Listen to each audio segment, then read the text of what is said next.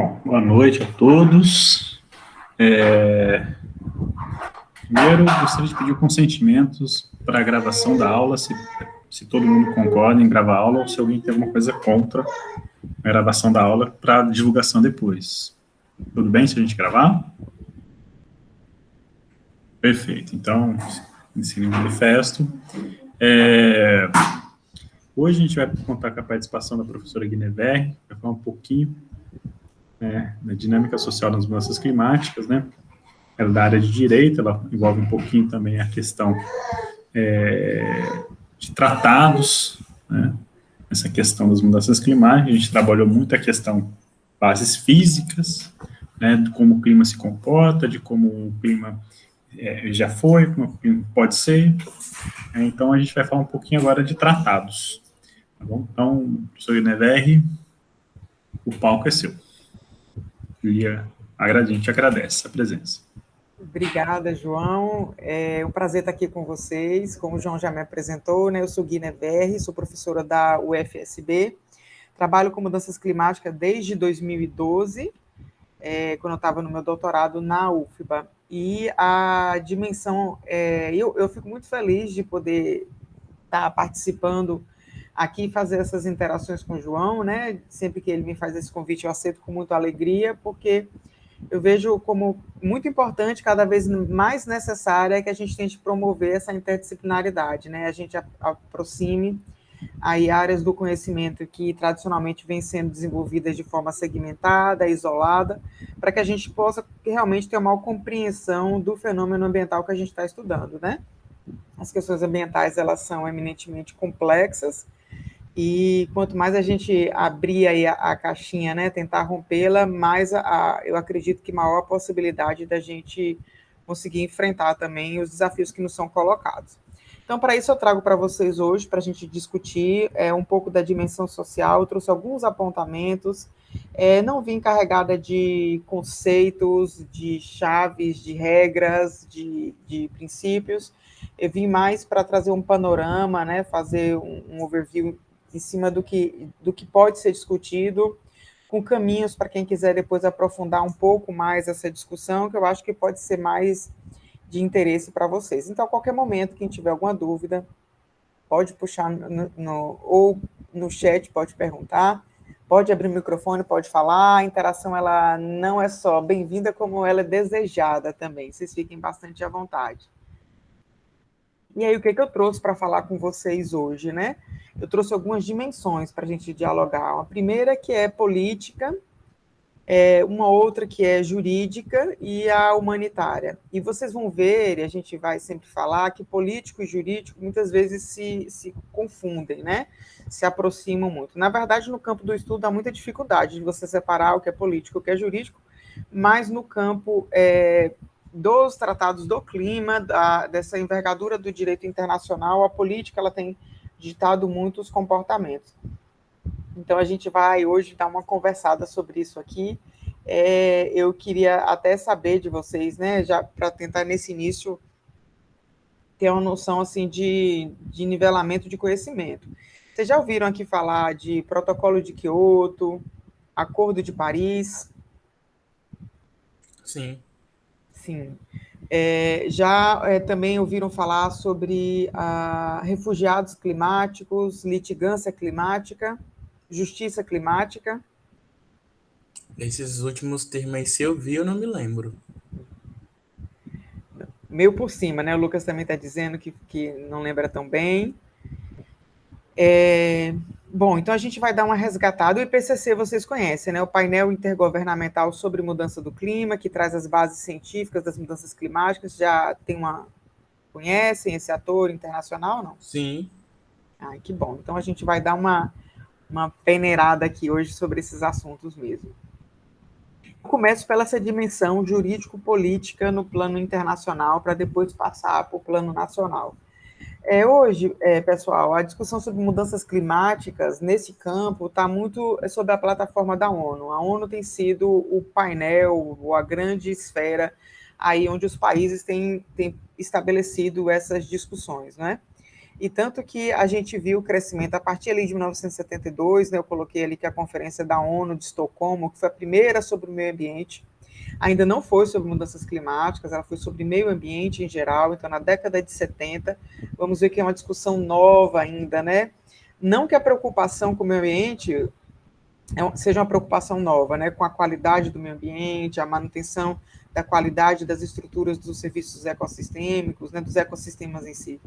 Não que a preocupação é novidade, mas a articulação internacional, né, de forma organizada, com projeção, envolvimento de países, né, e de suas lideranças, é recente. É da década de 70 para cá.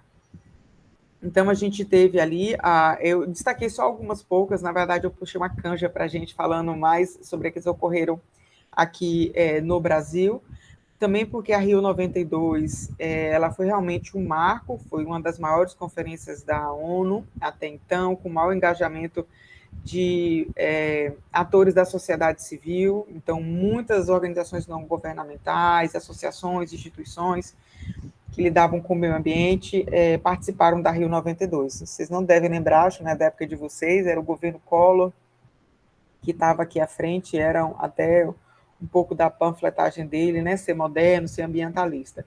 Então, e a gente teve bons resultados, né, dentro dessa Rio 92. A Declaração da Biodiversidade, a Agenda 21, que foi uma proposta, né, um plano de ação internacional para tentar inserir dentro das instituições, das políticas públicas nacionais e estaduais, algumas estratégias para o enfrentamento de dilemas ambientais, mas também ligado à questão da fome, a questão da miséria, da escolaridade. Então, mesmo na Agenda 21, é que eu não coloquei o desenho dela aí, né, e nem coloquei o desenho dos 8 objetivos do milênio, a questão ambiental ela não tinha grande envergadura, o que a gente vai ver mudar um pouco adiante, né?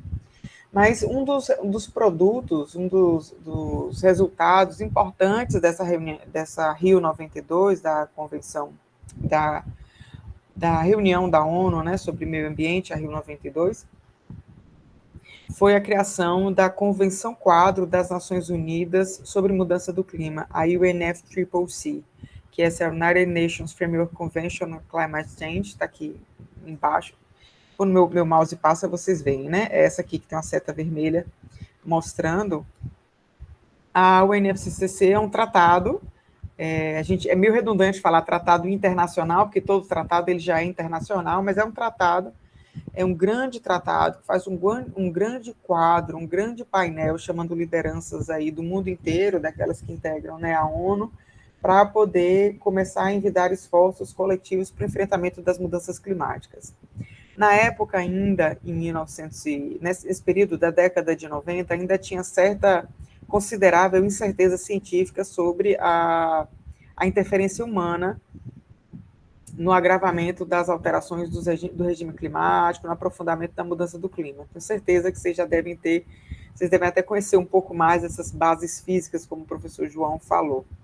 Mas dizer que aquela época, né, a gente tinha alguns princípios ainda, né, o princípio, por exemplo, da precaução, o princípio da prevenção, que são característicos dentro do direito ambiental, mas ligado assim, havendo incertezas científicas, vamos tentar nos prevenir aí de todos os possíveis danos a serem cometidos, né? Nós tínhamos também a Rio Mais 10, que não teve tanta expressividade assim, mas a Rio Mais 20, que ocorreu 20 anos depois dessa Rio 92, para tentar fazer um balanço geral, porque o que aconteceu com a UNFCCC, com a aprovação dela, e aí ela veio, né, pouco tempo depois, um primeiro grande acordo sobre o clima, a gente vai ver daqui a pouco, que é o protocolo de Kyoto. Eles decidiram e organizaram-se em fazer encontros anuais para análise das políticas, análise das estratégias de ações que estavam sendo tomadas.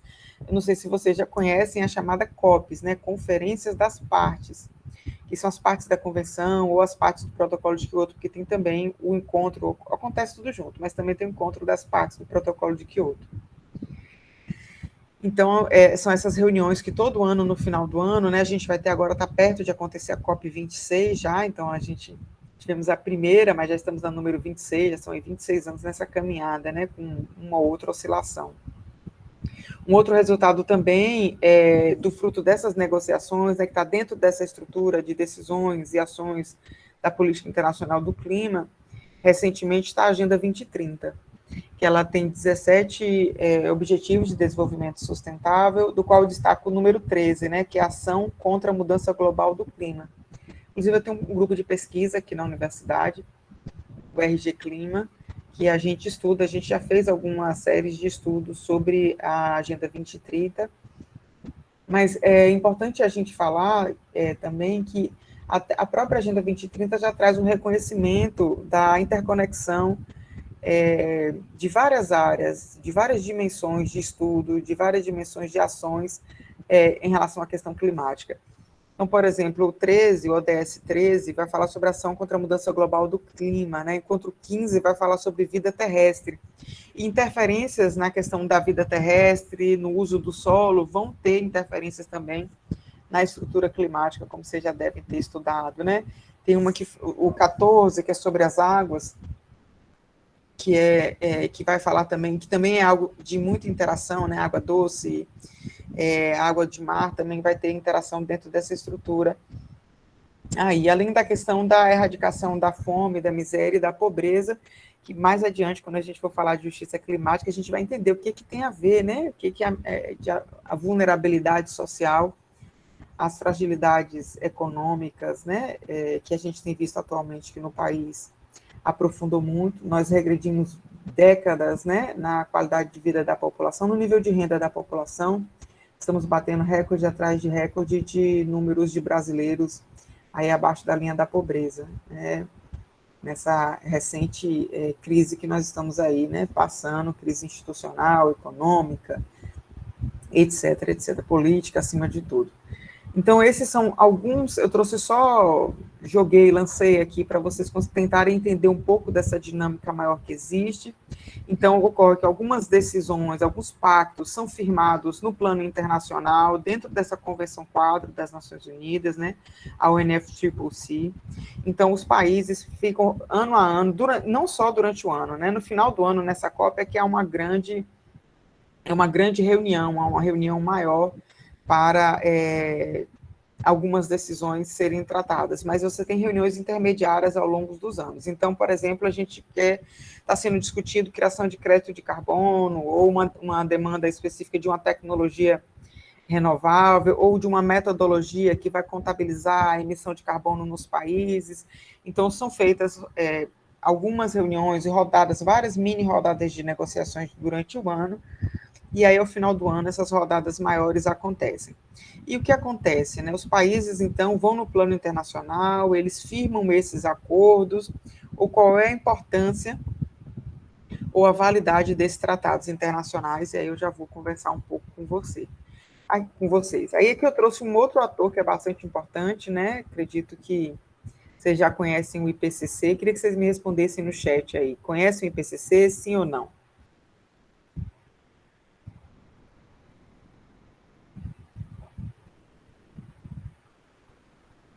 Ó, que funciona como chamada para ver quem está presente, hein? A professora faz uma pergunta, se ninguém respondeu, ó, acordaram. Anota aí, João, já serve de chamada, hein? Ó, quem cochilou, acordou agora, deu um pulo. Vou repetir a pergunta, né? Vocês conhecem o IPCC? A maioria disse que não. Não. Então, vamos lá. O IPCC é um painel de cientistas do mundo inteiro que se reúne para, dentro das suas bases, né, dentro das suas unidades de estudo, grande parte deles em universidades, ao redor de todo o mundo, para poder estudar, analisar e verificar a confiabilidade e o nível de assertividade do conhecimento científico que existe sobre mudanças climáticas.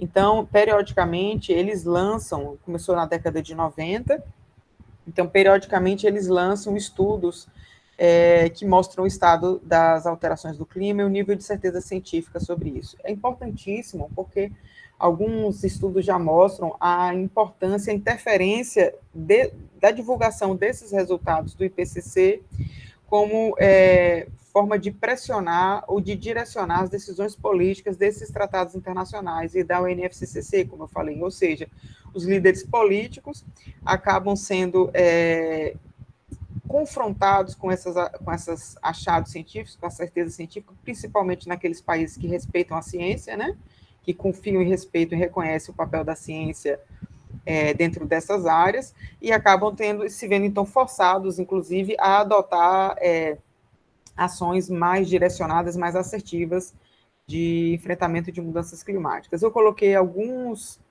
relatórios, alguns reports que eles lançam aí na tela para vocês.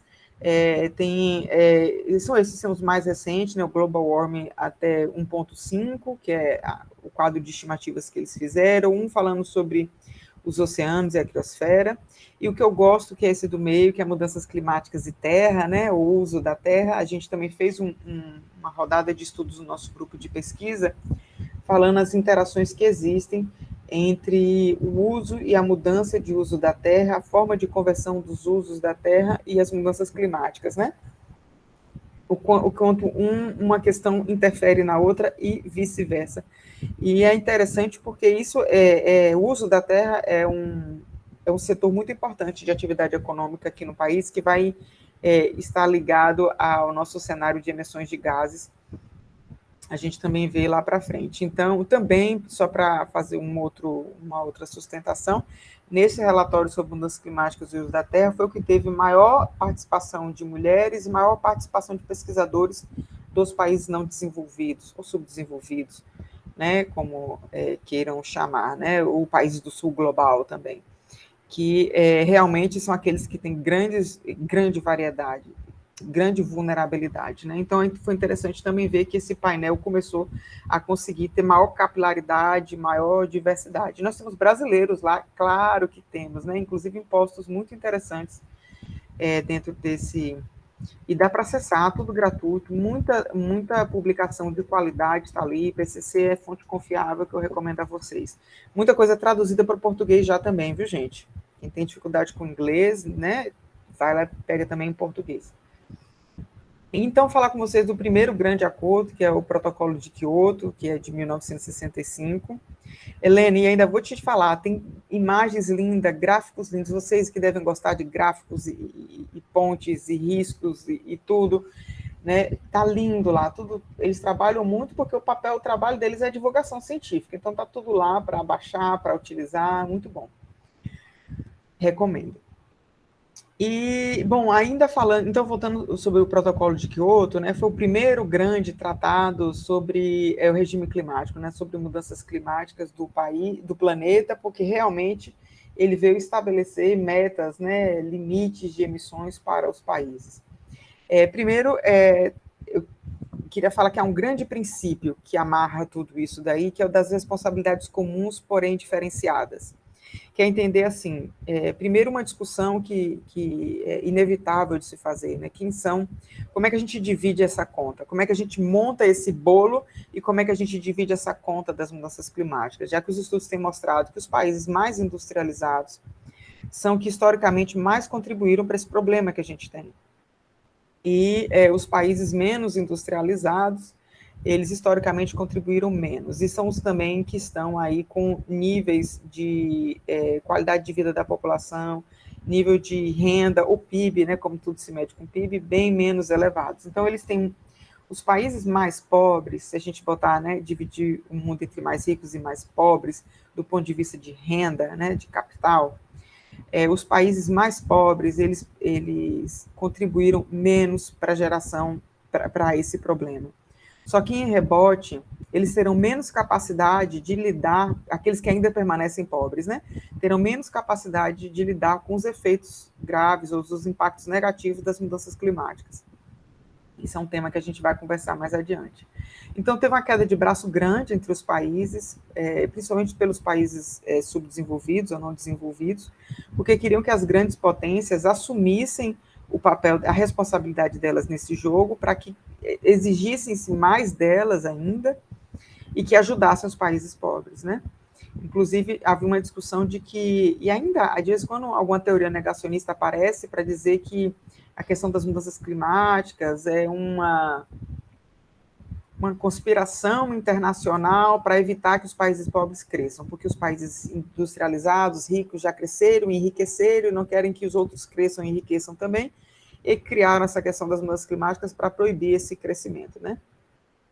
Algumas das teorias negacionistas, elas vêm aí nesse sentido, né? O que a gente sabe aí que não se sustenta, mas que é uma luta grande e é um compromisso internacional dessas grandes potências em realmente ajudar a implantar, aportar dinheiro nos países menos desenvolvidos para a proteção de recursos naturais que são importantes para a gente melhorar a qualidade ou mitigar, né, a emissão de gases. E aí vale dizer o Fundo Amazônia, né, aqui no Brasil, que recebe fundos internacionais para a proteção da floresta, já pensado nesse sentido aí.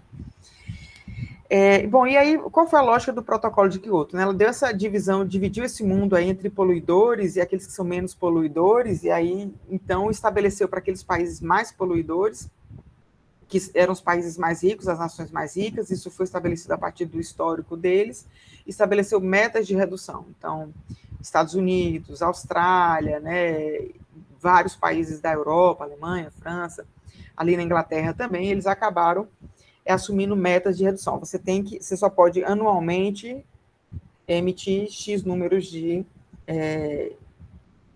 gases, né, de efeito estufa em geral, não só de carbono, de gás de efeito estufa.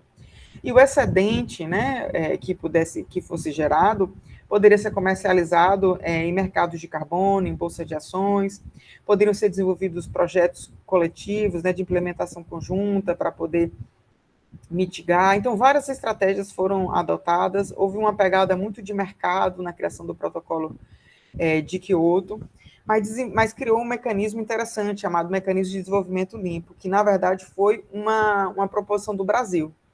O Brasil trouxe isso, que foi uma forma de que os países desenvolvidos entrassem no jogo. Vale dizer, gente, vamos botar um parêntese lindo e brilhoso nisso, o Brasil, por muitos anos, foi um player diferenciado e muito importante, muito destacado na arena internacional do clima, né? Atualmente, é claro, né, que a gente perdeu esse protagonismo, né? Na verdade, entramos no sistema, numa estrutura de vergonha internacional, com deturpação de dados, com maquiagem, né, de dados, mas, bom, temos fé de que vamos resgatar essa posição também, porque tem muita gente boa trabalhando e se mantendo trabalhando aqui no país nesse sentido.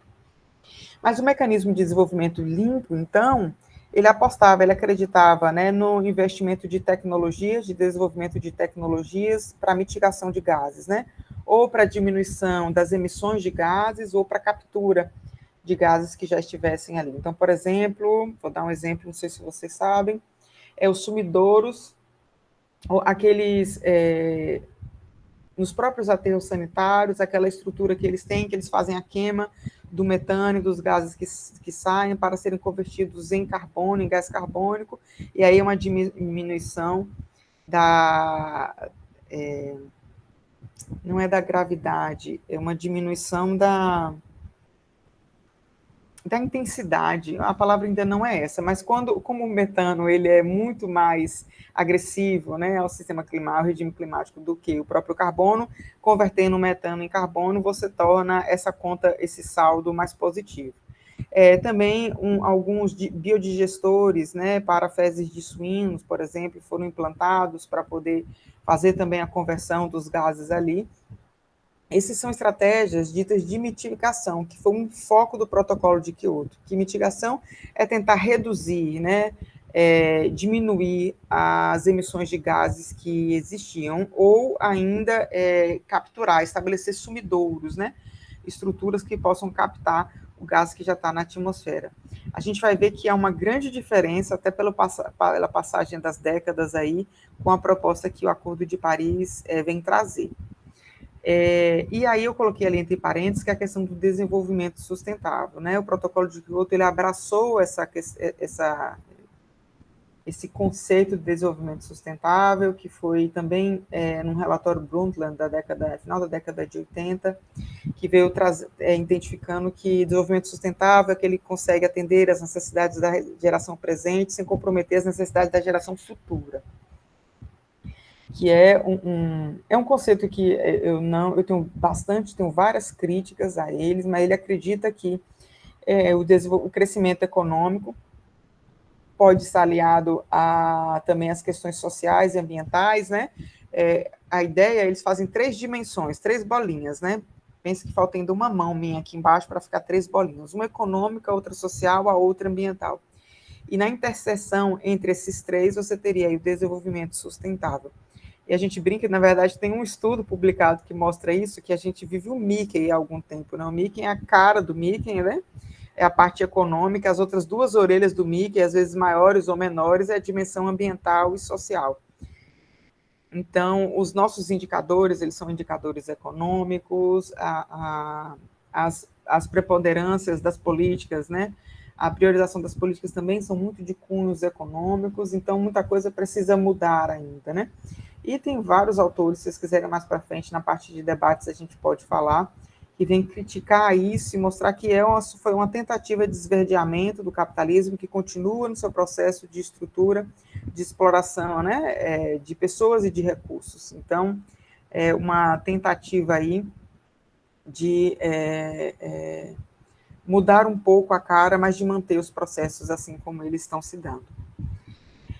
E depois do protocolo... Bom, o que aconteceu com o protocolo de Kyoto? Né? Deu certo, não deu certo? Atingiram as metas, não atingiram? Olha, como um ensaio, né, como um primeiro tratado, foi muito interessante, muito importante. Tem esse marco histórico muito importante, como esse marco inaugural e inicial. Mas mostrou uma série de fragilidades, uma série de necessidades de melhoria que algumas delas foram incorporadas aqui com a chegada do Acordo de Paris. Uma delas é a estrutura do protocolo de Kyoto, que ela era top-down, né? Ela trazia uma meta de emissões no teto e obrigava que os países, né, adotassem para baixo. Paris, ele reverteu isso. Então, entende assim, que todos os países têm que envidar esforços para enfrentamento das mudanças climáticas, né? Todos têm, não existem aqueles que precisam mais do que outros, né? E ainda, como é que isso vai se dar? Os países vão olhar as suas condições e características nacionais, né? Qual é o setor que emite mais? Quais as capacidades institucionais que eu tenho? No que eu preciso melhorar, né? Dentro de tudo que existe já de conhecido e de aprendizado nessa área, então os países vão adotar compromissos com base nas suas características, e vão apresentar internacionalmente, e vão realmente atualizar periodicamente esses compromissos e mostrar as estratégias que vem adotando, porque existe uma meta global, né, que é limitar o aquecimento em 2 graus centígrados, na verdade é tentar que ele fique até 1,5 graus centígrados, mas trabalhando aí com esse teto de 2, e aí então todos os países vão ter que atuar dessa forma. Uma outra questão também que Paris está tendo que enfrentar é que os mercados de carbono que começaram, tiveram até uma certa expressão no protocolo de Kyoto, depois não conseguiram alavancar. A crítica é que, né, esse setor de mercado ou o investimento da área privada não conseguiu dar conta, né, dessa demanda como ela estava, fora uma série de queixas e críticas que tinha aí. Então, Acordo de Paris, agora esse novo acordo, tem esse desafio de alavancar mesmo os mercados de carbono, se é que acredita que a solução vai se dar através de mercado, e também para conseguir tentar ter um maior envolvimento dos atores privados dentro dessa estrutura, porque só os países, só os representantes dos países, dos estados que podem estar ali, né? A gente não pode, por exemplo, ter uma grande empresa, vamos pensar numa empresa, uma empresa assim que está por aqui de problemas ambientais, uma empresa petrolífera americana, uma Shell da vida, algo assim, imagina eles, né, que tem débitos ambientais e climáticos altíssimos, tem um forte interesse, é claro, de estar trabalhando com essa pauta, porque pode aí atuar até vamos dizer, na criação de impostos, eles podem advogar a favor deles nessa esfera internacional. Eu dei esse exemplo ruim, esse exemplo negativo de interesse, mas existem também os interesses positivos de várias ONGs fortes ONGs internacionais, ambientais, que poderiam querer estar ali com maior envergadura, com maior exposição para sentar nas mesas de negociação, e não funciona assim, são só os países, os estados, os chefes de estados e aqueles por eles indicados. Mas é um desafio de como é que Paris vai conseguir colocar atores privados para se sentirem mais engajados nisso, nesse âmbito global. Uma outra coisa também, eu vou pular ali antes dos novos temas, é para falar que neste acordo agora tem um enfoque maior em adaptação. Vocês sabem essas dimensões de mitigação e adaptação dentro de mudanças climáticas? O que quer dizer mitigação e adaptação, que são as duas grandes no campo das estratégias políticas de enfrentamento? Sabem, sim ou não? Olha a chamada. Se vocês sabem o que são mitigação e adaptação em mudanças climáticas.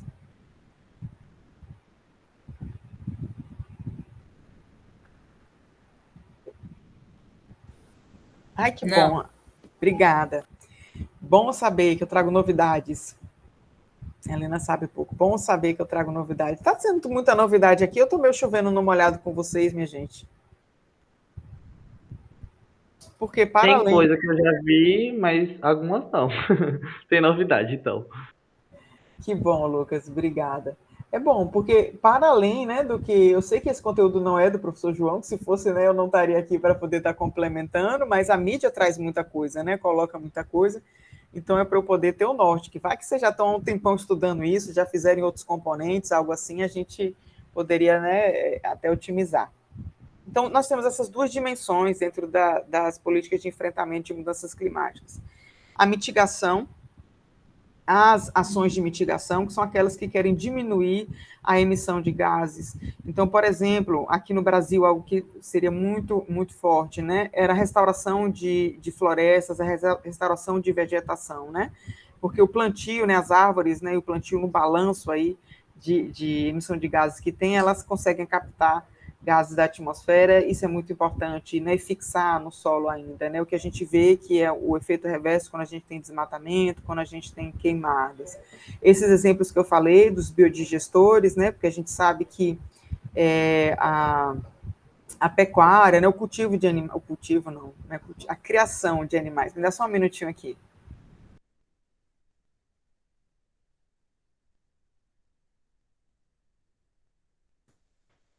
Obrigada. A criação de animais, né, também produz muita emissão de gases, as queimadas, como a gente falou, os biodigestores. Então, você tem algumas tecnologias, inclusive, como, por exemplo, a troca da matriz energética, né, eu deixar de usar carvão, deixar de usar algumas energias que são intensivas, o petróleo, por exemplo, que são agressivas e intensivas em carbono, né? Promover um processo de descarbonização, você está falando de mitigação, de diminuir esse agravamento do quadro de emissões. O que vocês já devem ter estudado, que mesmo se a gente zerar hoje, acabar, ninguém dá né, eu brinco assim na aula, que pena que essa está sendo gravada, mas eu vou dizer, ninguém solta um pum, que assim, ninguém solta mais nenhum gás, nenhuma molécula aí. A gente, mesmo assim, a gente ainda teria um passivo, teria alguns anos para tentar ter a restauração, o equilíbrio disso, porque a gente já está com uma conta, aí o quadro, né, essa estrutura climática, como vocês já estudaram, ela não muda da noite para o dia. Então, alguns danos ou alguns resultados a gente já vai colher aí nos anos à frente. Esse é o ponto da mitigação. O outro é de adaptação, e mitigação era fortíssimo lá, né, na década de 90. Agora, com a evolução dos estudos, né, e da confiança, da assertividade, né, de que a interferência antrópica no planeta, né, está gerando agravamento dessa situação, e até a observância já de alguns efeitos desses que estavam esperados e mapeados, mostrou a necessidade cada vez maior da adaptação. O que é adaptar? Né? Adaptar é se preparar, né, desenvolver habilidades e capacidades para que os sistemas naturais e humanos consigam lidar com os impactos adversos das mudanças climáticas. Então, eu estou falando tanto de preservar a qualidade dos sistemas naturais, a capacidade deles, porque nós vamos trabalhar com extremos, né? A previsão é de que a gente tenha, principalmente aqui em África subsaariana e aqui nessa região do Brasil, um aumento muito maior de secas, né, de escassez hídricas. Depois as chuvas elas tendem a se intensificar em períodos mais curtos. A gente está vendo aí já, né, eu mostro mais próximo para vocês, alguns eventos climáticos já têm, de interface com mudanças climáticas já têm ficado bem claros aqui no Brasil. A gente está passando por secas históricas no Sudeste agora há mais de 90 anos, né, a maior seca, acho que 91 anos. Então, quais são as necessidades que nós... Adaptar é pensar nisso. Como é que nós, enquanto sociedade humana, vamos conseguir viver com isso? Com o aumento dos ciclones, com o aumento das inundações, como é que a gente vai trabalhar? Então, o Acordo de Paris, ele tem uma seção maior dedicada a isso, trata também, ainda mantém a mitigação, porque a gente não pode esquecer, né, da necessidade de mudar isso, que nós não conseguimos, nós falhamos nisso, enquanto sociedade global. E ainda a crença no desenvolvimento de novas tecnologias, né? O aporte, o incentivo a novas tecnologias como ferramentas para poder nos ajudar nesse desafio. E aí tem novos temas que vieram com o Acordo de Paris. Primeiro, uma grande diferença, né? O Protocolo de Kyoto levou anos para conseguir colher todas as assinaturas dos estados para ele poder entrar em vigor. Paris foi no ano seguinte, né? Paris foi aprovado numa convenção e ele, para poder entrar em vigor, ele foi aprovado, né, lindamente nessa convenção em 2015, para ele entrar em vigor, ele precisava ter um número mínimo de assinatura dos países que integram a comissão. Isso foi recorde, né? No ano passado isso já esteve lá, tanto que várias partes do tratado ainda seriam melhor desenvolvidas e melhor elaboradas, melhor dimensionadas, e ele, pronto, já entrou em vigor e vamos correr atrás, né? Foi meio que consertar a carroça com a carroça já andando, com os bois em movimento. Então, mas mostrou a importância e a força que a questão das mudanças climáticas já tem neste cenário, né? A inevitabilidade e o reconhecimento mesmo da crise climática. E aí novos temas vieram com isso, né? Primeiro, o tema de justiça intergeracional, até no próprio conceito de desenvolvimento sustentável. Minha câmera caiu, mas eu ainda estou aqui, vou tentar voltar com a câmera. Até no próprio conceito de desenvolvimento sustentável fala que preocupação em manter as gerações futuras, né, ou seja, a capacidade das gerações futuras também de atenderem às suas necessidades. Isso veio na Constituição Brasileira de 88, também reproduzindo esse entendimento, e essa justiça intergeracional está relacionada a isso, e a gente vai retomar esse tema, que é como eu comprometo ou não as próximas gerações que nasceram, né, ou que ainda vão nascer, como é que mundo é esse que eu deixo para essas gerações, o nível de comprometimento de existência deles, né, de qualidade de vida, de possibilidade de acesso à qualidade de vida dentro dessa estrutura por inação no presente ou inação no passado. E junto a isso também, já que a gente está falando de justiça, cresce cada vez mais a chamada litigância climática, que é a advocacia pelo clima, né? Mas daqui a pouco eu vou falar com vocês um pouco em cima, só por cima, para vocês terem noção do que está acontecendo, né? Em relação a isso. Alguma dúvida até esse momento sobre o plano internacional que vocês querem saber?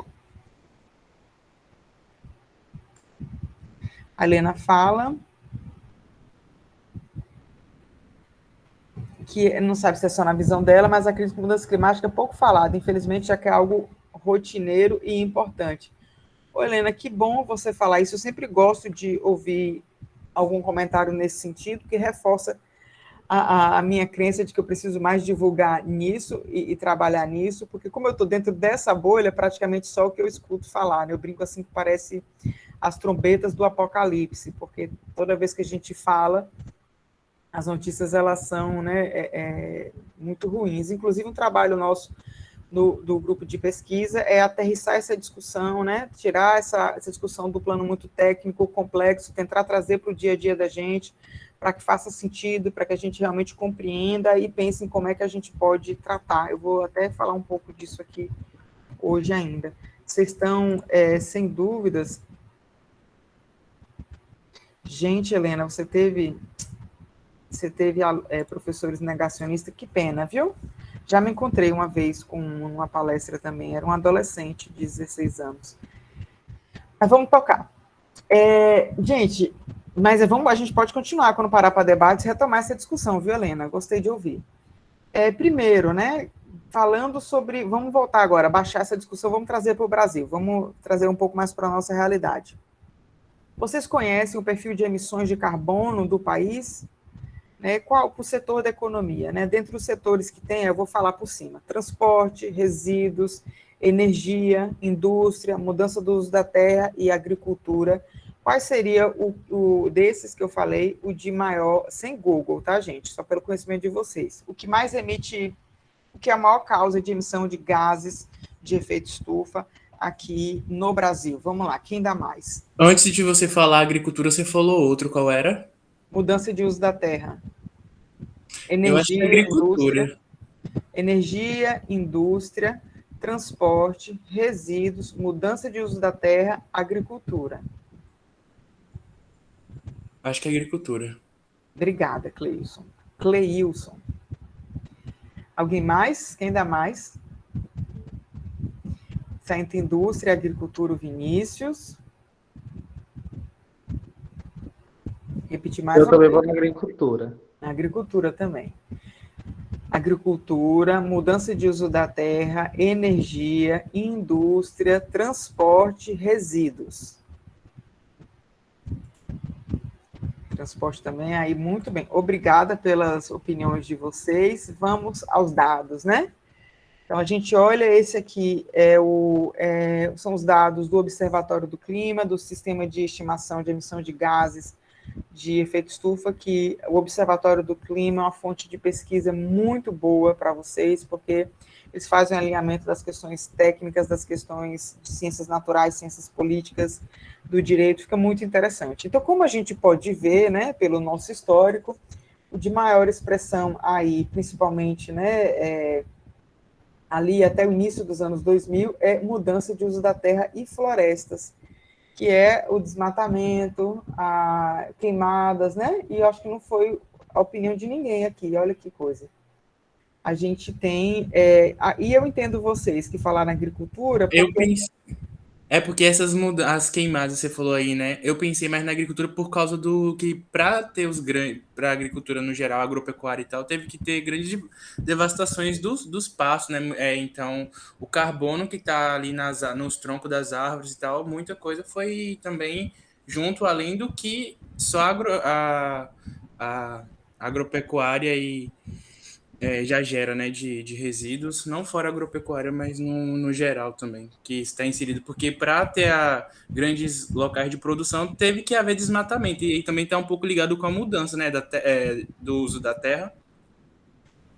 Muito bom, Cleide, você matou a charada aí. Aqui no Brasil, estão interligados, né? A maioria, as questões de desmatamento, na verdade, a pressão, grande parte da pressão que ocorre no Brasil para o desmatamento, né, que seja através de queimadas, seja através da supressão local, realmente, né, no início para venda, mas depois simplesmente para limpar e clarear a área, é muita coisa, sim, pressionada pela expansão da fronteira agrícola e da pecuária também, para criar pastos ou para os monocultivos. Isso tem muito do que pressiona a derrubada de florestas. Então, vão estar interligados no campo político, né? No campo, assim, mais da dinâmica econômica que induz esse movimento. Mas aqui na questão da contabilização do carbono, realmente, das emissões, a contabilização ela é diferenciada. Então, embora a gente tenha um dos maiores, se não maior, né? Eu tenho até que me atualizar, rebanho bovino do mundo, né? E aí está ligado na agropecuária, a gente tem aquelas práticas também dos cultivos de cana e etc., e outros que emitem esses gases, mas esse de mudança de uso da terra e floresta está ligado, muito deles, ao desmatamento. Então, para a contagem de emissões, a gente separa, mas na dimensão que a gente falou e analisou, estão muito ligados mesmo. E por que não é... Você vê que indústria, gente, processos industriais é um marronzinho, é quase nada. Lembrar que o Brasil não é um país industrializado, né? Nós somos um país ainda de exportação de matéria-prima, né, de commodities agrícolas, né, a gente ainda é um país que exporta recursos naturais. Mas a gente vê a energia crescendo. Então, vamos pegar aqui nos últimos anos, a gente teve uma queda significativa ali nos anos, né, a partir dos anos 2005, eu vou mostrar para vocês o que ocorreu, mas ali em 2016 a gente já vê uma retomada muito grande. E é claro, e é esperado que isso se dê neste governo agora, né, 2020 agora também já está batendo novos recordes, o dado não está aqui, mas nós temos recordes de mais de 30% em algumas áreas de aumento, porque todos vocês devem ter conhecimento do posicionamento das políticas no âmbito do governo federal de enfraquecimento dos agentes fiscalizadores, dos órgãos fiscalizadores, de desmobilização da sociedade civil que atua no enfrentamento das ações de desmatamento ilegal que tem aqui no país. Então, a gente está com uma pressão muito grande dentro dessa estrutura e o Brasil está estourando já, assim, as suas metas internacionais. Então, esse aqui, e aí agora eu pergunto para vocês, e na Bahia? Acho que agora, será que melhorou ou piorou? Considerando os mesmos setores, como é que está a Bahia, minha gente? Quem dá mais? Qual o setor de maior emissão na Bahia?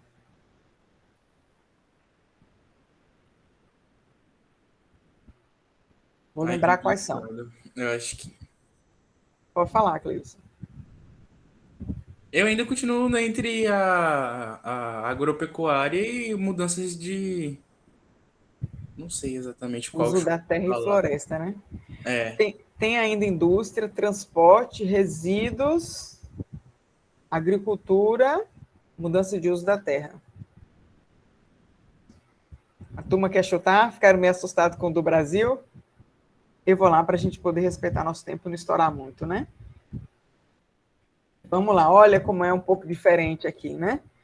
Primeiro, vamos lembrar por quê. A gente viu que teve Lucas ainda ia manter a agricultura, né? Ô, Lucas, você está bem, Lucas. Você ia manter, porque a gente tem realmente na atualidade, ali nos anos de 2019, 2018, principalmente, agropecuária, né? Que envolve também produção de animais, né? Teve um destacado aumento, e em vermelho a gente tem energia. Então, são os vetores principais recentemente, mas a mudança de uso da terra e floresta também foi significativa. Agora, vamos fazer um contexto, vamos lembrar, né? Os dados de Brasil, os maiores dados de desmatamento no Brasil ocorrem pelos incêndios na Amazônia. A gente está aqui na Bahia inserido no bioma Mata Atlântica, já bastante desmatado, bastante antropomorfizado, né? As estimativas variam, mas é 17%, outros falam em 12% de ainda existência da cobertura primária da Mata Atlântica, que ela pega toda a costa, né, ali do Brasil. Grande parte, né, da costa, não toda, grande parte da costa do Brasil, ali para o Oceano Atlântico, então ela está já bastante desmatada. Então, realmente, a gente não tem nem tanta opção de desmatamento aqui, assim, nessa região, quanto a gente tem lá na Amazônia, mas mesmo assim a gente tem visto crescer os recordes. Aí em 2018 e 2019, em 2020 agora a gente teve um recorde. A Bahia, depois de Minas Gerais, foi o estado, que mais desmatou na Mata Atlântica. Nós tivemos 38% de crescimento de desmatamento na Mata Atlântica, que é assim absurdo, espécies entrando em extinção. Então, realmente é preocupante. Mas a gente tem aí na emissão por setor a agropecuária e a energia como entraves aqui na Bahia, como maiores emissores, né? E os resíduos também. O resíduo é mais representativo do que no marco global do Brasil. E lembrar que em processos industriais bem pouco representativo, né, realmente industrialização não é a marca aqui do nosso querido estado. E ainda chegando então para falar quem é que organiza isso, né, como é que no plano nacional a gente cuida disso, né? A gente tem uma lei de 2009, a lei 2187, que vai instituir a Política Nacional de Mudança do Clima, que é a PNMC, como a gente vai falar. Lembra que vocês viram, deixa eu voltar o dado aqui. Vocês viram, estão vendo aqui que entre 2003 e 2004 existe um pico de emissões, aqui, ó, esse pico de emissões aqui em 2003 e em 2004, mas principalmente em 2003, um pico de emissões por desmatamento. Isso aí criou um alerta internacional, inclusive, né, porque muito dessas ações que nós tomamos aqui no país, eles são frutos de pressões internacionais. Então, ações muito interessantes dentro do país foram tomadas para poder tentar enfrentar aquele pico ou aquilo que estava lá, como, por exemplo, uma ação do Ministério Público que criou uma lista dos maiores desmatadores, né, das fazendas que faziam maior desmatamento, isso aí repercutiu. Teve também uma ação ligada ao rastreamento da carne, né, para saber se aquela carne bovina estava vindo de uma área que foi oriunda de desmatamento, para poder, e lançava isso numa lista que tinha acesso no plano internacional. Então, vários frigoríficos ou países, principalmente da Europa, que tem regras e tem políticas ambientais bem rigorosas, faziam limites à importação desses produtos se eles tivessem essa origem confirmada, né, de áreas degradadas. Então, foi lançado esse PPCDAM, que é o Plano de Ação para a Prevenção e Controle do Desmatamento na Amazônia Legal. Lá em 2004, ele foi lançado em 2004, e com esse conjunto de ações, né, com maior fiscalização. A gente tem que lembrar que o INPE, aqui no Brasil, Instituto Nacional de Pesquisas Espaciais, desenvolveu uma tecnologia muito forte, muito reconhecida internacionalmente, para monitoramento de florestas e de queimadas via satélite. Inclusive, eu fiz uma parte do meu doutorado lá no Japão, na Universidade da ONU, lá em Tóquio. E lá eu conheci, e tinha alguns... toda a arena da ONU ficava ali, né, perto da universidade. E eu tive contato com alguns pesquisadores japoneses dessa área de climatologia e de outras coisas lá, que já tinham vindo no Brasil para treinar com o pessoal aqui do INPE, para treinar com instituições brasileiras no acesso, no monitoramento e nessa articulação que à época foi muito exitosa. Tanto que os números baixaram, né? E as causas e as motivações dessa mudança de uso do solo, né, elas são muito complexas, né? As forças que operam e os atores que operam, eles são muito diversificados. Então, você conseguir ter realmente um nível de redução em nível nacional, você teve que ter um esforço institucional muito grande. E então, eles vinham para poder estudar aqui, para compreender como é que isso funcionava. Ainda existe essa cooperação com a JICA para lá, mas no momento está tendo um esvaziamento até dos recursos da capacidade tecnológica do país. A gente sabe, né, pelo baixo investimento em ciência e tecnologia que a gente vem enfrentando há alguns anos, né, há décadas, né, mas agravando mais aí nos últimos anos. Então, o que essa Política Nacional de Mudanças Climáticas aqui no Brasil, ela estipula? Então, é um compromisso legal, então é obrigatório, de reduzir o desmatamento na Amazônia em 80% em 2020, ou até 2020, ano passado, né? E as emissões agregadas brutas entre 36,8 e 39,9 no mesmo ano. Então, em 2009, ela já faz essa projeção aí para 2020. E por que foco na Amazônia? Tinha foco também em algumas outras coisas. Eu trouxe o destaque para a Amazônia porque a gente viu que é o nosso maior setor de emissão, mas ele tem também, ela estipula esforços na área de indústria, na área de resíduos muito pouco, né? Mas na área de indústria também, na área de proteção e de restauração florestal, algumas metas muito incisivas, metas também para o setor de transportes, isso também está lá colocado. Então, depois, quem quiser ter um maior conhecimento, inclusive, uma parte interessante dessa lei, que logo no artigo 2º ela traz vários conceitos. O que entende por mitigação, o que se entende por adaptação, por sumidouro de carbono, por tudo. Ela traz vários conceitos que são de áreas técnicas, então não são de domínio do direito, mas ela traz ali vários conceitos, estabelece, e aí depois ela vai e desenvolve e utiliza esses conceitos na área. É muito interessante ver como é que duas áreas conseguem estabelecer uma plataforma para convergir, né? E aqui o CEG, né, do Observatório do Clima, lançou essa publicação que está lá em cima à esquerda, né? Foi em 2020. Sobre a análise das emissões brasileiras de gás de efeito estufa e sua implicação para as metas do clima do Brasil. Então, tem essa imagem deles aí também. É outro lugar, viu, Helene e demais, que quiserem saber, vários estudos, infográficos, mapas, aqueles dados que eu tirei de emissões para o setor, está ali. Eu indico muito que vocês procurem no Observatório do Clima, uma das minhas últimas lâminas hoje, eu vou mostrar o link para vocês, tá bom? Eles têm muita coisa lá para divulgação científica.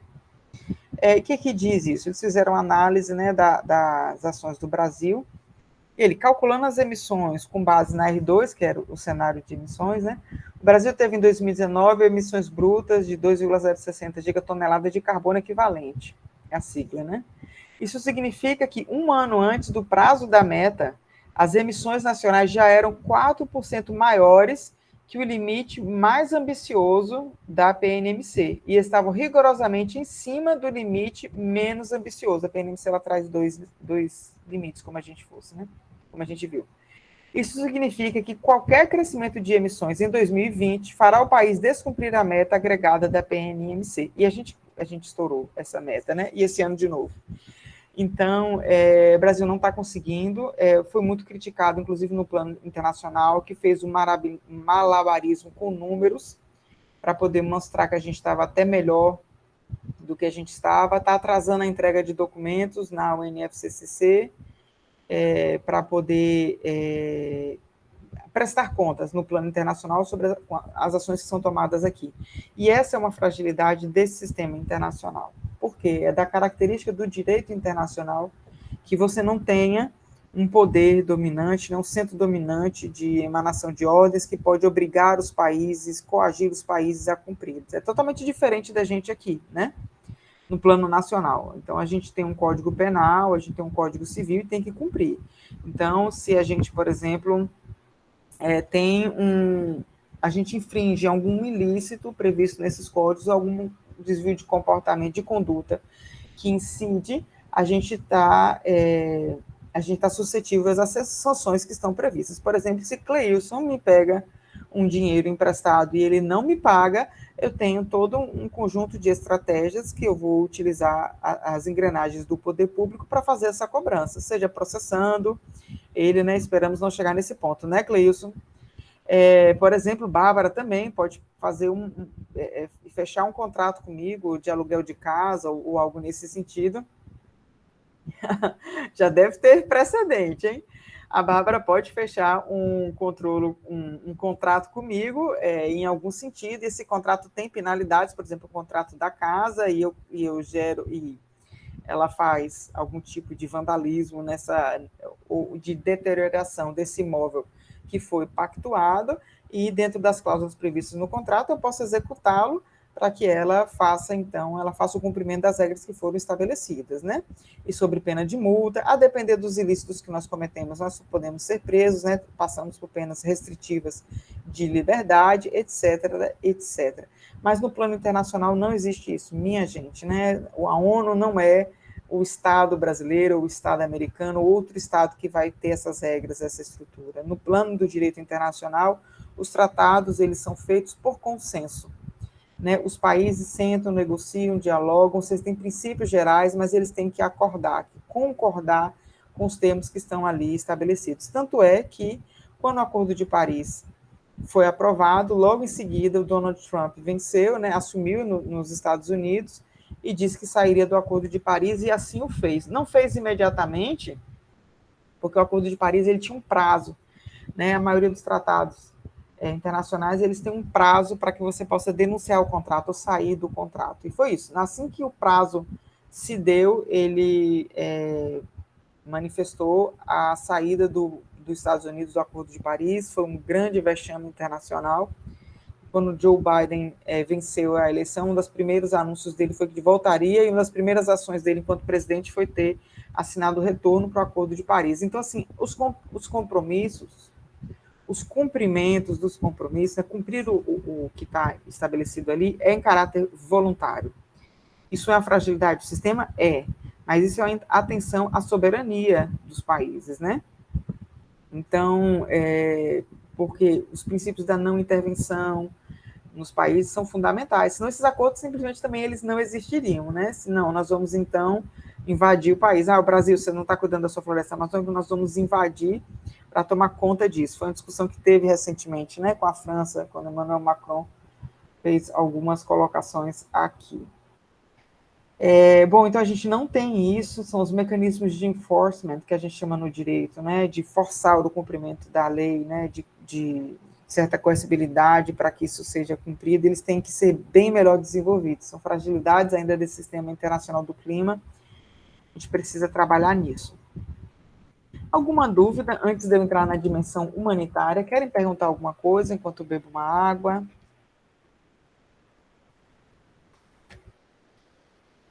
No até o momento, sem dúvidas. Obrigada, Cleilson. Vamos falar então da dimensão humanitária que eu trouxe aqui para vocês, dentre as que eu escolhi para a gente poder conversar.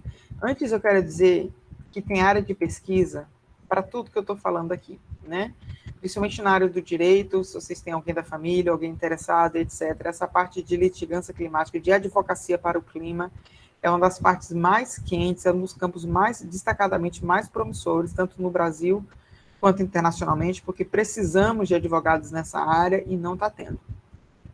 Então, quem chegar será muito bem-vindo, inclusive. Primeiro, falando da dimensão humanitária, que eu quero falar aqui, ainda é jurídica humanitária, né? Não dá para fugir, mas é humanitária, puxar esse assunto, né? Da justiça intergeracional envolvida com a litigância climática, litigância entendido da advocacia, né? Pelo clima. Vocês devem já ter ouvido falar da Greta Thunberg, é essa sueca que está nessa foto aí, com esse cartaz que a gente não consegue nem pronunciar o nome, né? E é muito interessante a história da Greta, quem quiser conhecer, eu nem sei se já fizeram, devem ter feito já algum documentário sobre ela, mas é muito interessante que ela começou, salvo engano, em 2019, não lembro qual foi o ano, a sozinha matar a escola, ela não parou de ir para a escola e ficou com esse cartaz sentado, passava o dia inteiro sentado do lado do que é o parlamento ali na Suécia, o que eles têm como parlamento, né, ali na Suécia, e protestando e começou a chamar a atenção, e aí ela acabou sendo a porta-voz e movimentando e o emblema, a face de um grande movimento internacional dos jovens exigindo comprometimento e ações imediatas, que as lideranças mundiais tomem ações imediatas. Inclusive, essa semana ela fez um pronunciamento muito interessante, que era o blá, blá, blá, né? Ela ficou repetindo trechos que as pessoas falam, é preciso envidar esforços, blá, blá, blá. A tecnologia verde, blá, blá, blá. Ela ficou falando assim, foi interessante, quem quiser que ela foi, o nível de crítica dela, assim, ela está por aqui já, né? E é isso que o movimento mostra, esse Fridays for Future. Estamos por aqui, acabou, né? Já não dá mais para esperar, né? Já passou. E o Fridays for Future, ou seja, Sexta pelo Futuro, né? É um movimento em que sexta-feira os estudantes não vão para as escolas, para suas escolas, para irem para as ruas protestar. Então, o movimento cresceu muito, foi muito grande na Europa, está muito grande, aqui no Brasil também já teve algumas ocasiões, algumas datas mais emblemáticas. Mas o que eles pedem nisso? Qual é a questão que eles colocam? É que nós adultos, né, não conseguimos resolver os problemas, estamos sempre apegados em desculpas, precisamos analisar, ver aquilo, a lentidão, né? A intolerância, a lentidão e nas tomadas de ações, na timidez também das tomadas de decisões que não são suficientes para reverter e que isso está comprometendo o futuro deles, está comprometendo o futuro deles, inclusive de pensar em ter famílias, em ter filhos, que país a gente vai deixar para eles e para a possibilidade deles terem filhos. Então, essa é a crítica, como se nós, a minha geração e a geração que me antecedeu, né, tivesse usado e usufruído de tudo o que podia, sem pensar no futuro e nas consequências, e isso comprometeu as gerações que vêm pela frente. E aí eu trouxe para vocês uma notícia que diz assim: como uma decisão da Justiça do Rio Grande do Sul marcou a chegada definitiva do movimento de litigância climática no Brasil. Bom, achei muito panfletária essa chamada, devo dizer assim, né, com a chegada definitiva, né, esse movimento já está aí tem algum tempo, mas é importante realmente que essas medidas elas estejam, né, elas apareçam. Então, no final de agosto, e é desse ano essa notícia, a 9ª Vara Federal de Porto Alegre determinou que o IBAMA inclua diretrizes climáticas no licenciamento de termoelétricas no Rio Grande do Sul, uma decisão classificada como marco do avanço do movimento de litigância climática no Brasil. Então, ou seja, através de uma ação judicial, né, de um movimento dentro do Poder Judiciário, foi decidido, ou seja, está forçando, a advocacia climática tem mostrado isso, né, através de ações, através de imposição, mudança pelo judiciário, forçando países, forçando empresas a adotarem as metas que existem para o clima ou a adotarem medidas que sejam menos danosas às mudanças climáticas, né? O quadro atual que a gente já tem de mudanças climáticas. Então, através do judiciário, conseguir essa mudança de comportamento. Isso é o tema geral que está se falando aí. O outro é que já estou chegando um pouco para o final do que a gente está propondo hoje. Realmente, como eu falei, era um bate-papo que eu trazia aqui para vocês, um painel geral. Falar de outra coisa de refugiados climáticos. Vocês já ouviram falar em refugiados climáticos ou deslocados climáticos? Não. Não. Eu acho que eu já ouvi comentar, mas não sei o significado dos termos. Mas Que bom. Eita, mas estou cheia, a rainha das novidades hoje aqui então, hein? Gente, refugiados climáticos, né? Mais uma, Vinícius. Vai anotando aí no meu card, viu? No final, vou jogar a carta aí com vocês, fazer um RPG com vocês, e o meu card de novidades vai estar bombando. Bom, o que são os refugiados climáticos, né? Primeiro, são aqueles, né, entendidos, né, como aqueles ou aquelas que são forçados a deixarem seus locais de moradia, de residência, de identidade, né, seus territórios, que são forçados a deixar os seus lugares de origem em razão de consequências climáticas, né, de alterações climáticas ou de ameaças climáticas. Então, você vai ter aí grandes secas, né, que acabam fazendo com que as pessoas tenham que deixar os seus lugares, ou tragédias naturais repentinas, como passagem de furacões, passagem de tufões, maremotos, etc. Agora a elevação do nível do mar também, eu vou conversar um pouco sobre isso. Primeiro, dizer que a questão dos deslocados climáticos, né, não é nova. A gente tem aqui no Brasil, né, a seca no sertão nordestino, que já fez com que muita gente, nem ainda faz com que muita gente saia de lá. Nós temos registrados, principalmente ali na década de 80, um grande êxodo para a região sudeste, principalmente para São Paulo, década de 70 também, o êxodo dessa população tentando buscar melhores qualidades de vida e de existência e de dignidade, deixando essas regiões que são muito assoladas, porque você não tem só esse problema natural, esse problema ambiental, no caso, essa incidência, esse agravamento da seca, essa incidência muito longa da seca. Você tem as outras vulnerabilidades que não permitem que a pessoa que se estabeleça ali. Então, você não tem outra forma, outra tecnologia de acessar aquela água, você não vai ter uma infraestrutura de saneamento básico, de ar-condicionado para a gente poder aguentar esse inverno, um sistema de saúde que possa atender, uma estrutura de saúde que possa atender às doenças e os acometimentos de saúde que advêm por estarem submetidos a essa situação. Então, já tem uma série de vulnerabilidades institucionais e sociais bem claras, e são agravadas por isso. Então, não é algo que começou agora, né? Então, tem vários movimentos dentro da África, também principalmente da África subsaariana, ali abaixo do deserto do Saara, que isso já ocorre, tá bom? Mas o momento agora, e por que essa discussão está em tona e subiu tanto, é por conta da intensidade do agravamento dessa estrutura, desses efeitos climáticos que a gente está falando.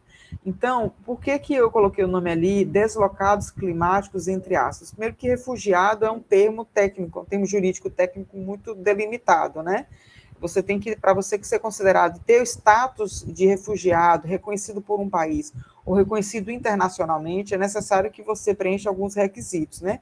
Tem a Convenção de Genebra sobre os refugiados internacional e está muito ligado à perseguição política, à ameaça de manutenção da sua vida, da sua própria vida, se você estiver no lugar onde você estava ou do qual você foge. Então, isso tem que ser reconhecido. Então, é uma disputa muito grande, principalmente sobre dos países insulares, aquelas pequenas ilhas. Eu coloquei aqui para você esse desenho lindo dessa ilha que está aqui no meio, né? Que bonitinha, no meio do mar ali, né? Do sul do Pacífico, no Pacífico Sul, que é a ilha de Tuvalu, uma das primeiras comunidades no mundo a pedir o status de refugiados climáticos, né? Vê no mapinha ali, que eles estão ali perto de Papua Nova Guiné, e o que acontece com os moradores de Tuvalu, né? A gente sabe que a elevação do nível dos mares ao redor do planeta, ela não vai se dar de forma igualitária, né? De forma equânime, não vai subir meio metro no planeta inteiro. Em alguns lugares vai subir muito mais do que em outros. Em Tuvalu chegou a subir 1 metro em um único ano, né? Mas eles trabalham em 0,5, 0,6, ou 50, 60 centímetros de elevação do nível do mar por ano. Teve ano que já subiu 1 metro. Então, isso está, claro, afetando a capacidade e a condição de existência das pessoas que moram lá, estão perdendo as suas casas, estão perdendo... Pois não. Alguém abriu o áudio, quer falar? Pode falar. Foi sem querer que eu abri o áudio. Ah, tudo bem. Então, eles estão com o modo de vida deles, né? A possibilidade de existência. Porque, gente, existência e vida, né? Vamos falar, né? O grande princípio que gere aí o direito como um todo é o princípio da dignidade humana, ou da dignidade da pessoa humana, que é um meta-princípio, é um grande princípio, e ou o direito à vida não é entendido como essa vida é uma vida digna, uma vida de qualidade, não é uma vida sobreviver, né? Sobreviver não garante isso. Então, você vai ter pessoas sobre tortura que sobrevivem, né? Até no limite ali elas estão vivas, então não, garantir, não, o direito à vida dela está mantido, né? Porque eu torturei até quase a morte, mas ela não morreu. Eu espanquei, eu traumatizei, eu coloquei em campos de concentração, né? Eu escravizei, mas o direito à vida foi mantido. Não é esse direito. A gente já evoluiu muito quanto sociedade para entender que esse direito à vida é uma vida digna. E a vida digna está ligado também à manutenção da sua forma de viver, ao reconhecimento da sua forma de viver. Então, é isso que eles têm pleiteado. E o que acontece? Quando eles pediram não só... Primeiro começou, né, com os moradores de Tuvalu, mas eu acho que agora já tem, acho que é Biricate, ou Biritá, que também são outras ilhas. Eles querem que tenham reconhecido o status dele de refugiado climático internacional para que eles consigam asilos em outros países. Eles tentaram, alguns deles foram tentar refúgio na Austrália, principalmente. O governo da Austrália não reconheceu, informou que eles deportou, né, enviou de volta para o país, e isso ainda está sendo muito discutido, se é possível criar uma nova categoria, reconhecer uma nova categoria, porque eles falam assim, olha, isso não está afetando o seu direito à vida, desculpa, né, na época não. A justificativa para a recusa do governo australiano e de outros governos também para não reconhecer o status de refugiados climáticos a esses pequenos grupos nessas ilhas é que a mudanças climáticas ainda é evitável, ainda é possível mitigar, que basicamente é isso, que ainda é evitável, que é possível mitigar, que os esforços e os compromissos estão sendo feitos, que o surgimento, inclusive, desses novos tratados, dessas novas ações, manifestam isso. Então, ainda não há comprometimento da vida, então eles têm que ficar lá ainda, porque há um grande medo desse deslocamento de populações. A gente já está vivendo isso, né? Por questões econômicas, a gente está vendo, e questões políticas, né? A gente está vendo grande imigração, fluxos migratórios, né? De sírios, libaneses, haitianos. Agora tem um movimento grande, salvo engano, os Estados Unidos, semana passada, enfrentou uma marcha de 14 mil haitianos que tentaram cruzar ali no México para entrar nos Estados Unidos, e aí teve um movimento, não sei se foi semana passada ou se foi mês passado, que é quase a mesma coisa, né? Semana passada já era mês passado, mas que teve uma imagem da guarda de fronteira norte-americana nos cavalos, chicoteando, né, esses indivíduos que queriam atravessar ali. Umas cenas muito fortes, inclusive, fez com que o presidente da República, o Joe Biden, se manifestasse nesse sentido, pedindo até desculpas, né? Mas fora os mexicanos, brasileiros também, o maior fuga de brasileiros para os Estados Unidos está se dando agora, na atualidade. Nos tempos recentes, né, pós-democratização, essa é a maior fuga que está sendo registrada. Então, já tem os fluxos migratórios naturais, por essas questões de perseguições políticas, de crises econômicas, né? Crises de saúde pública, já existe esse fluxo natural. E agora tem o agravamento das questões climáticas. E aí, a gente voltando a outro tema que eu não falei, que é o de justiça climática, é entender isso, né? Que são essas populações. Então, você imagina, olha para essa ilha, né? Considerando os setores que a gente tem de emissões, de maiores emissões, né? Que uma ilha dessa, os moradores da ilha dessa teriam contribuído para o quadro de agravamento do aquecimento global no planeta inteiro. Então, industrializados, fizeram conversão de uso da terra em grande escala e profundidade, tem aí a agropecuária nociva, grande nesse sentido, né? Tem o serviço de transportes que afeta esse sistema.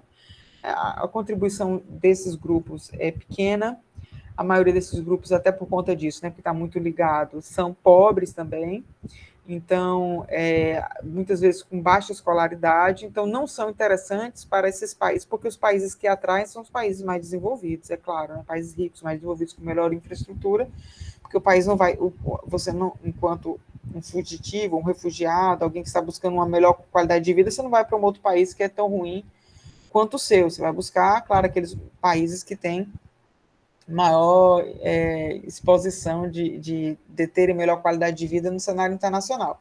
Então, são os países ricos que não querem receber essa população. Então, isso é um dilema ainda, isso é um problema que tem que ser enfrentado, porque tende a aumentar, só vai aumentar esse problema dos refugiados climáticos. Então, quem quiser trabalhar na parte da diplomacia internacional para o clima, né, na parte das relações internacionais para o clima também é um tema bom.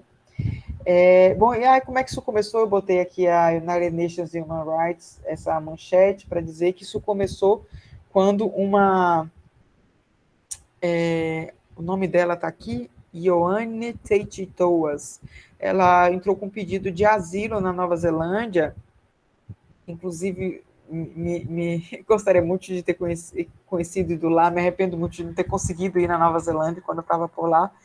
Ela entrou com um pedido de asilo na Nova Zelândia, alegando que ela era refugiada climática, porque a ilha dela, né, de Kiribati, que é uma dessas que está nesse complexo, estava sendo muito afetada pelas mudanças climáticas, e a Nova Zelândia negou esse asilo dela, né, e que, com base e apresentou, né, a negativa dentro do Comitê de Direitos Humanos das Nações Unidas, né, porque ela, na verdade, apresentou a queixa dela nas Nações Unidas, porque não foi reconhecido o direito dela enquanto asilo, e aí se insere em toda essa discussão que a gente está fazendo. Isso rapidamente deve chegar também aos tribunais internacionais. Tem essa notícia aqui do G1, que refugiados climáticos, né, 17 milhões de pessoas na América Latina poderão ser forçadas a migrarem até 2050, só em razão do clima, só em razão das mudanças climáticas. Vamos esquecer os outros fatores, né? Inclusive, quem quiser, pega essa reportagem, ela está muito interessante, tem muitos dados, que o Banco Mundial lançou um relatório recente, então quem quiser compreender um pouco mais disso, dá uma olhada. E eu botei essa imagem aqui do Habup, né, logo em cima ali, aquela tempestade de areia que se abateu ali em São Paulo. O que vocês sabem sobre isso? Vamos lá. Sobre essa tempestade de areia agora em São Paulo, Habup. O que vocês sabem disso? Me digam.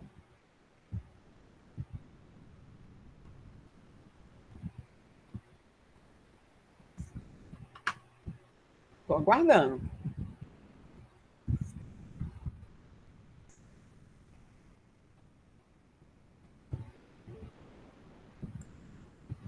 Pelo menos vocês viram a notícia, vocês acompanham. Eu não sei se esse fenômeno, porque também é raríssimo aqui no Brasil, né? Não acontece toda semana, é raríssimo.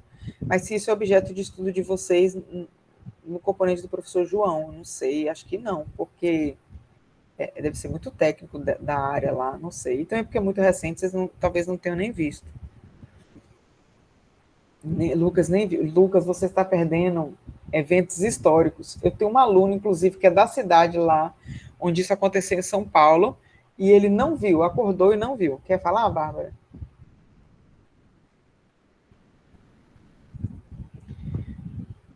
Ah, sim. Não, então, voltando, esse meu aluno, ele não viu, passou pela casa dele, ele não viu. Na semana seguinte, aconteceu de novo, e ele de novo não viu. Eu falei que ele está... é imperdoável que ele um evento histórico se incida, né? Um raio caiu 2 vezes, praticamente, na casa dele, e ele sequer fica sabendo que tipo de vedação térmica, acústica e etc. Aquilo ali, nem o furacão que tirou a Dorothy, né, no Kansas, né, e levou para lá, para a cidade de Esmeralda, para viver lá aquela história lá do Mágico de Oz, vai conseguir mexer nessa casa dele. Aquilo ali é um mistério da arquitetura, né, que ninguém viu. Que sono é esse? Eu pergunto a vocês, né? Mas ele não viu, mas eu já consegui conversar com outras pessoas que estavam lá e que viram, né, que isso aconteceu. Eu não vou falar das questões das bases físicas, científicas, etc., porque você sabe, não é da minha área, né? Eu sou das ciências humanas, sou das sociais aplicadas, né? Mas o que eu trago para a gente pensar nesse fenômeno aqui, então, o que foi? É uma nuvem que ela tinha mais de 1 quilômetro de altura, cerca de 10 quilômetros de lateralidade, de uma tempestade que foi chegar, pelo que eu estudei, tá, gente? Pela uma tempestade que foi chegar no solo, e quando ela chegou, era muito vento, encontrou a camada de solo totalmente sem cobertura, totalmente desmatado, então, você não tinha, não vou dizer totalmente desmatado, mas você não tinha uma cobertura de solo com qualidade suficiente para poder agarrar esse solo, essa areia, essa terra lá. E essa região é de terra muito vermelha, já tive inclusive por lá. E quando esses ventos chegaram, essa estrutura chegou no solo, fez o levantamento dessas partículas e saiu arrastando aí para a cidade. Gente, foi 5 pessoas, Vinícius, até agora, considerando as 2 incidências, né? Gente, Apocalipse. Quem assistiu o filme Mad Max, quem assistiu esse filme, eu fiquei em choque. Eu me senti vendo a concretização de todos aqueles filmes apocalípticos que a gente assiste, bastante assustador. E a pessoa que eu estava conversando com lá falou que depois que passou isso, que aquele vento fazia aquele barulho, tudo escureceu e ficou vermelho, ficou escuro, um barulho terrível. Depois começou a chover muito forte, e aquela chuva vermelha, né, que aí desceu, as partículas elas foram descer, e aquela chuva vermelha, e ninguém conseguia já respirar direito. Então, busquem para ver, eu acho que eu vou procurar aqui, eu posso mostrar para vocês, a gente está com um tempinho ainda, né, professor João? Vamos mostrar rapidinho aqui, como é que vocês não viram isso? Tempestade de areia em São Paulo. Deixar aqui vídeos. Gente, vou botar um vídeo aleatório. Não gosto de botar antes de ter visto, mas eu não achei a notícia aqui do G1. Dá um minutinho que eu estou procurando o vídeo, tá, minha gente? Aqui. Vou colocar aqui para vocês. Porque, gente, foi triste, mas eu me senti tão contemplada, porque eu falo dessas coisas há tanto tempo, né? E as pessoas... E parece que a gente... Tá aí, tá chegando a apresentação. Eu falo desses assuntos há tanto tempo e parece algo tão distante, né? E eu só consegui olhar para o meu filho e falar: que pena, meu filho, que pena que a sua geração vai ter que enfrentar isso aí. E foram 2 vezes, foi uma semana e consequente na outra. Vamos ver.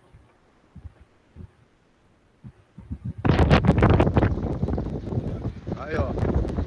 Pega a mira logo, ó.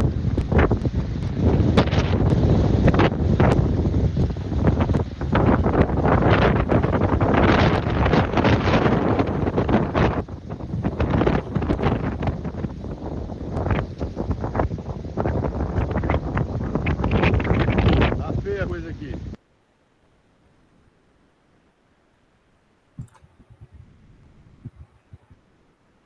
Primeiro, aplausos para essa pessoa corajosa que se expôs a esse fenômeno para poder fazer o registro para o resto da humanidade, né? A gente tem que reconhecer a coragem. Passou para vocês, vocês viram? Que quando a tela apareceu para mim, eu não vi mais nada.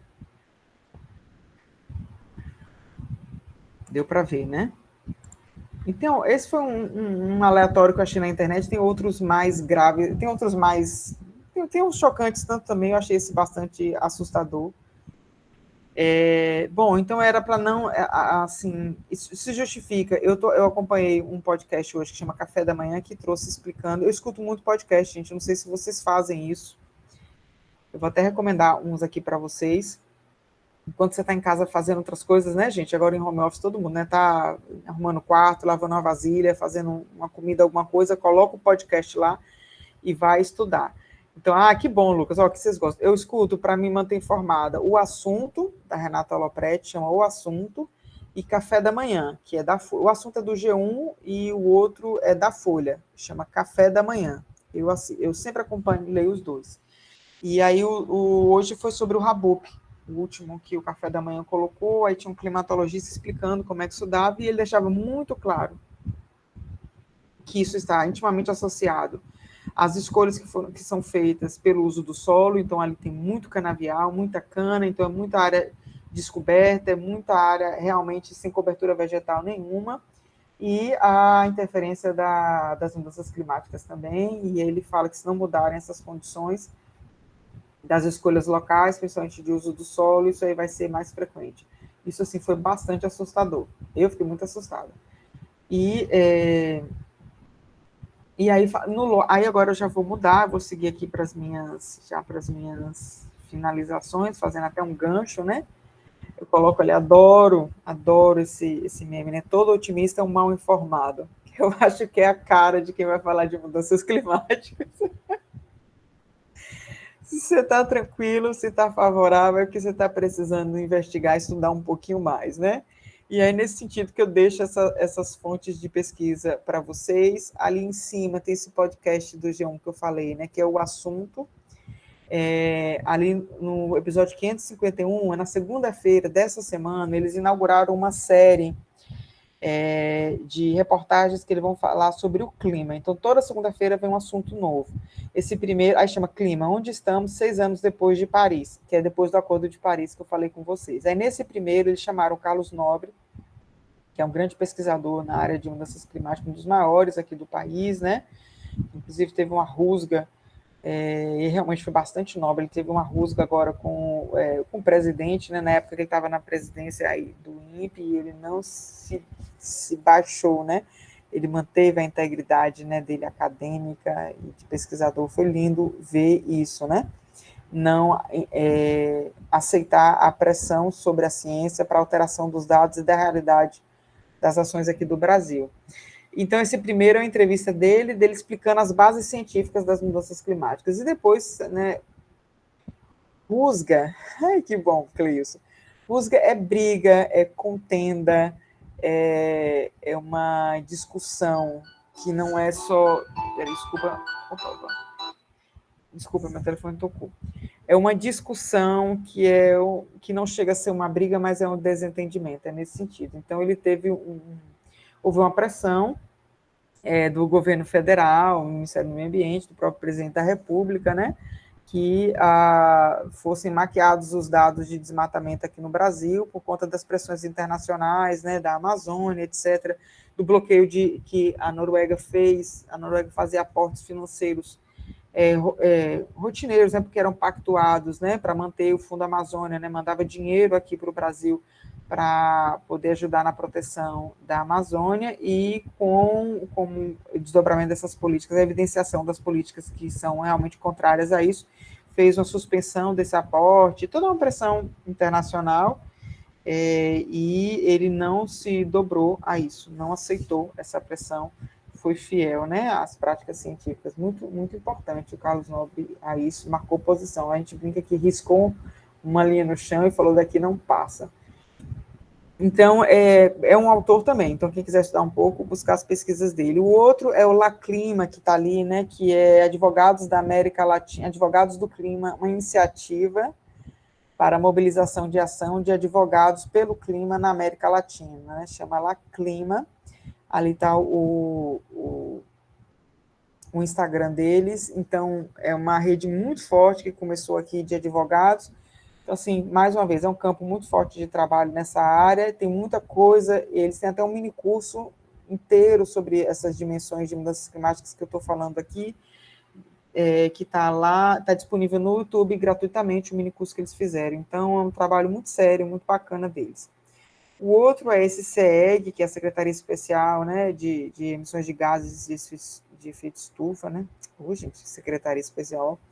É o Serviço de Monitoramento de Emissões de Gases de Efeito Estufa pelo Observatório do Clima. O Observatório do Clima é uma instituição não governamental muito forte. Carlos Nobre também faz parte dele, né?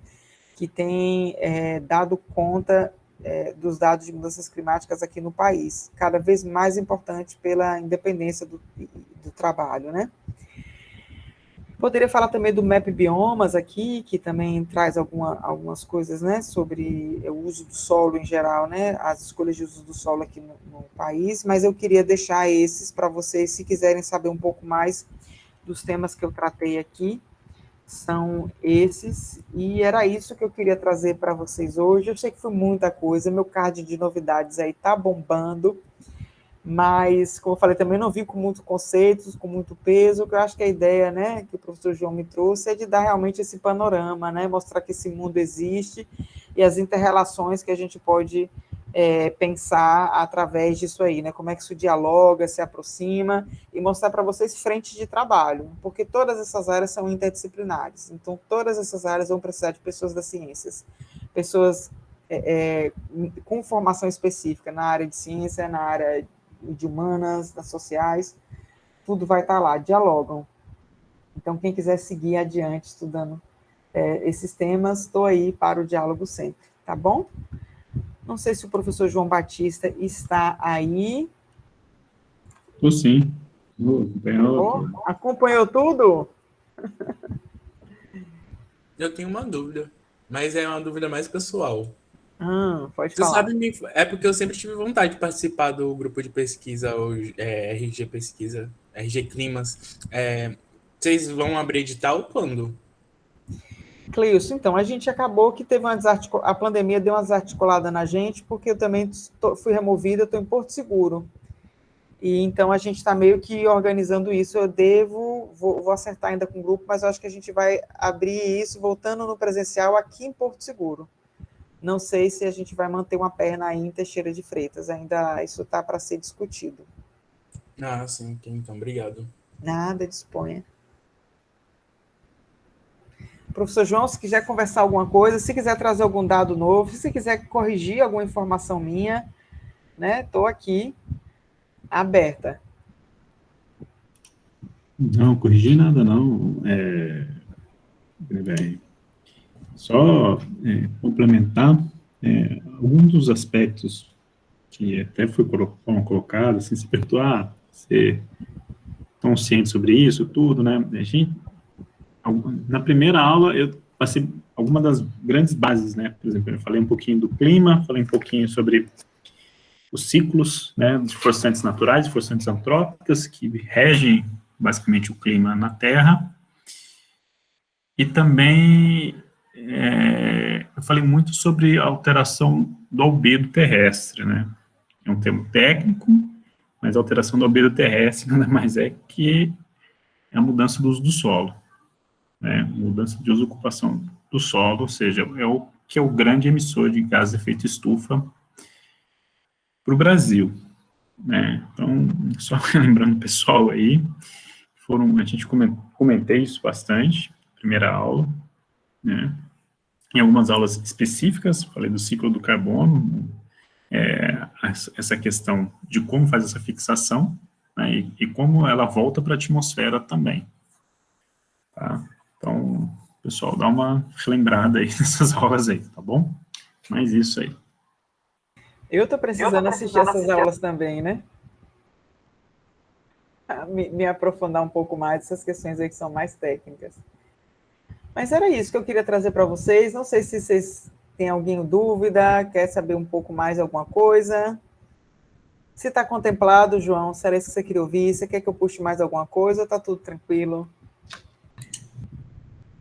Guilherme, assim, é isso que eu estava pensando que você ia trazer para a discussão, né? Ou seja, a questão mais política, né, da mudança climática, né, e social, né, que é uma área, assim, que eu não discuto muito, né, e eu já sei que você vai fazer uma participação sobre isso, então eu evito até de falar. Falei um pouquinho do IPCC, na primeira aula a gente falei um pouquinho do IPCC, do relatório novo do IPCC, alguns dados que traz o relatório novo do IPCC, né?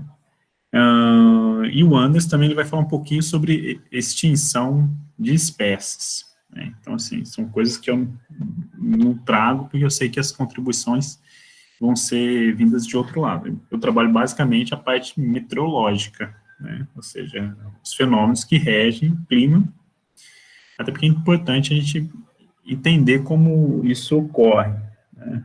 Você falou do processo aí da nuvem de poeira aí, né, da nuvem de areia, é basicamente a formação de um ciclone pequeno, né? Ou seja, uma região de baixa pressão. Uma aula específica falando sobre a questão de baixa pressão e alta pressão na formação desses tipos de movimentos atmosféricos.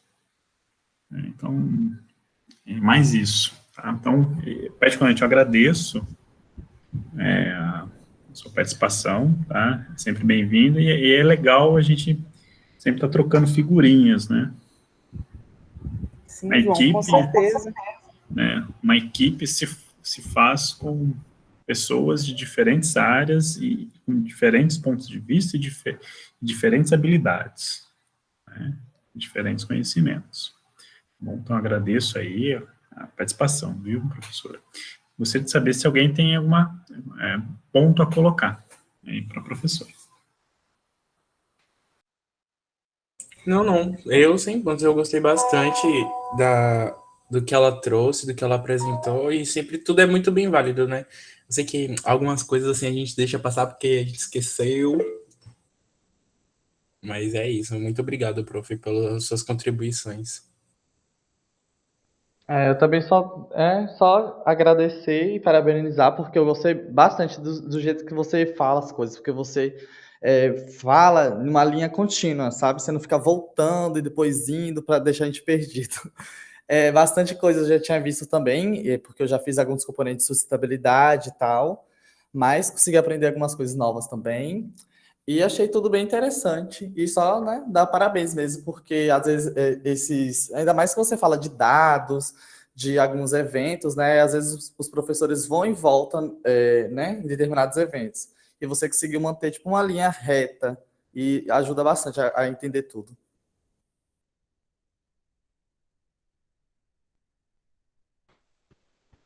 Obrigada, pessoal. É bom que dá essa fixada, né? Se esqueceram alguma coisa, mas fixaram. João, eu queria me inscrever para essa aula do Anders aí, extinção de espécies. Eu acho que é algo que está faltando no meu baúzinho de apocalipse aqui, quando eu vou falar nas minhas apresentações. Se tiver vaga, eu quero assistir. Vai ser semana que vem, né? O professor Anderson vai contribuir semana que vem nessa linha aí, né? Fica aberto, tá? Porque agora, eu não sei como é que ele vai fazer, se ele vai ser síncrono ou não síncrono, né? Então, tem essa questão. Eu geralmente não trabalho síncrono, né? Eu trabalho gravado e coloco a aula e entro para debate ou discussão ou tirar dúvida, tá? Então, geralmente eu trabalho dessa forma, tá?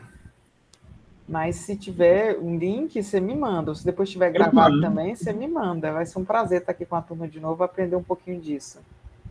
Tá certo. Eu agradeço a presença aí, tá? De trazer esse ponto de pauta para a nossa discussão. E, em nome da turma, agradece. Uma boa noite a todos aí, tá? E se cuidem. Também agradeço, gente, a oportunidade. Foi bom estar com vocês. Obrigado pela essa companhia quarta-noite. Até a próxima oportunidade. Um abraço. Tchau. Boa noite. Boa noite.